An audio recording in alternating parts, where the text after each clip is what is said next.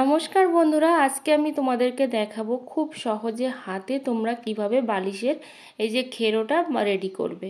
তো এখানে একটা বালিশ নিয়েছি দেখো, আর এই বালিশটা মেপেই কিন্তু তোমাদেরকে আমি দেখাবো যে কিভাবে খুব সহজে তোমরা এটাকে রেডি করতে পারো। তো বালিশটা আমি কিন্তু প্রথমে লম্বায় নেব, তার আগে কিন্তু আমি এখানে ইঞ্চি টেপটা নিয়ে নেব। তোমাদের কাছে যদি ইঞ্চি টেপ না থাকে তাহলে কিন্তু তোমরা কাপড়ের ওপরে বালিশটাকে রেখে তারপর কিন্তু মার্কিং করে নেবে। তাতে করে যদিও একটু ছোট বড় হয়, কিন্তু ইঞ্চি টেপ দিয়ে মার্কিং করলে কিন্তু তোমাদের আর কোনো ছোট বড় হবে না। যাই হোক, এখানে দেখো বালিশটার মাপ অনুযায়ী কিন্তু আমি নেব, কিন্তু যেহেতু এটা আমার খেরো নয়, এটা হচ্ছে একজন কাস্টমারের, তার জন্য কিন্তু একটু বড় সাইজের হবে আমার বালিশের থেকে। এখানে আছে দেখো 41 সাইজের কিন্তু আছে এই বালিশটা লম্বাতে। তো আমি এটাকে কিন্তু 42 সাইজ নেব, আর সাথে 1 ইঞ্চ কিন্তু এক্সট্রা নেব, যাতে করে আমার যখন সেলাই মার্জিন পড়বে তখন কিন্তু হাফ ইঞ্চ করে বেরিয়ে যাবে। গেলে কিন্তু আমার 42 সাইজ থাকবে, মানে 21 ইঞ্চি করে কিন্তু থাকবে দুটো পাটে। তারপর দেখো আড়ে নিচ্ছি, এখানে আমি আড়েতে কিন্তু আমার 18 ইঞ্চি হয়েছে, আমি কিন্তু 19 ইঞ্চি নেব। ঠিক আছে, তো এইভাবেই কিন্তু মেপে নিতে হবে। তোমাদের আড়ে লম্বায় তোমরা কতটা রাখতে চাও সেই হিসাবেই কিন্তু তোমরা নেবে। এখানে আমার বালিশটা আছে বলে আমি বালিশের মাপ নিয়েছি। তোমাদের কাছে যদি বালিশ না থাকে তোমরা তাহলে কিন্তু বালিশ না থাকলেও তোমরা একটা আন্দাজ মতো লম্বা এতটা হলে ভালো হবে, চওড়া এতটা হলে ভালো হবে, সেই মেপেই কিন্তু তোমরা কাপড়টাকে কাটবে। কোনো রকম প্রবলেম নেই, কোনো রকম কিন্তু ভয় পাওয়ার কোনো দরকার নেই। তো এখানে দেখো যেহেতু কাপড়টা একটু ভেজে আছে, তার জন্য কিন্তু আমার হাফ ইঞ্চ করে বেরিয়ে যাবে, সেইটা ধরেই কিন্তু আমি কাপড়ের মাপটা এখানে নিচ্ছি। ওই যে লম্বায় আমি নেব 42 ইঞ্চি ছিল, আমি হচ্ছে 43 ইঞ্চি নেব লম্বাতে।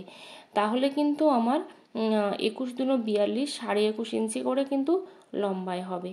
আর এখানে দেখো আমি কিন্তু 18 ইঞ্চি নেব, আর 17তে কিন্তু দাঁড়াবে, মানে 18 দুনো 36 ইঞ্চি নিচ্ছি, আর আমার কিন্তু যখন মার্জিন হয়ে যাবে তখন কিন্তু আমার 34 শেষে দাঁড়াবে।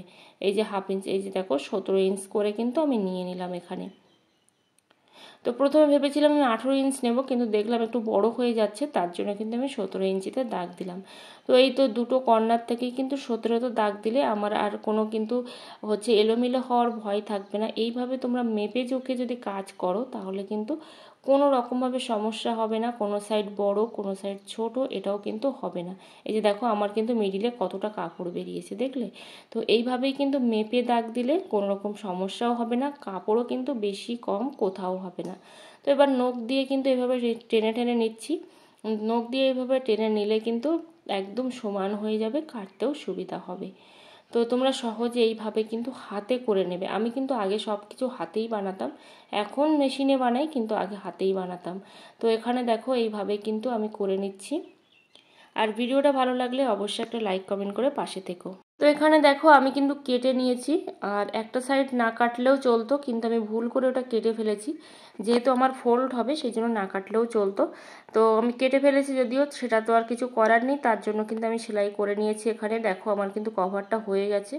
4টে সাইড কিন্তু তোমরা সেলাই দেবে, আর তারপর কিন্তু যে সাইড থেকে কাস্টমার বলবে কিংবা তোমার নিজের পছন্দ মতো একটা সাইডে কিন্তু বেশ কিছুটা, মানে 4 গিরু কিংবা 5 গিরুর মতো কিন্তু তোমরা ছেড়ে রাখবে, যেখান থেকে আমাদের কিন্তু এই যে তুলোটা ভরতে হবে। এই যে দেখো কাস্টমার বলেছিল আমাকে মিডিলে রাখতে, এই লম্বার দিকে লম্বার মাথার এই মিডিলে রাখতে, আমি কিন্তু সেখানেই রেখেছি। তোমাদের পছন্দ মতো কিন্তু তোমরা এই ফাড়াটা কিন্তু রাখবে, অবশ্যই এখান থেকে কিন্তু তুলো ভরতে হবে।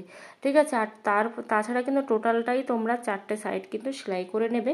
সোজা পিঠের সঙ্গে সোজা পিঠ রেখে তোমরা কিন্তু উল্টো করে সেলাইটা করে নেবে, নিয়ে তারপর কিন্তু উল্টে নেবে। নিলে এত সুন্দর করে কিন্তু হয়ে যাবে। ভিডিওটা ভালো লাগলে অবশ্যই একটা লাইক কমেন্ট করে পাশে থেকো।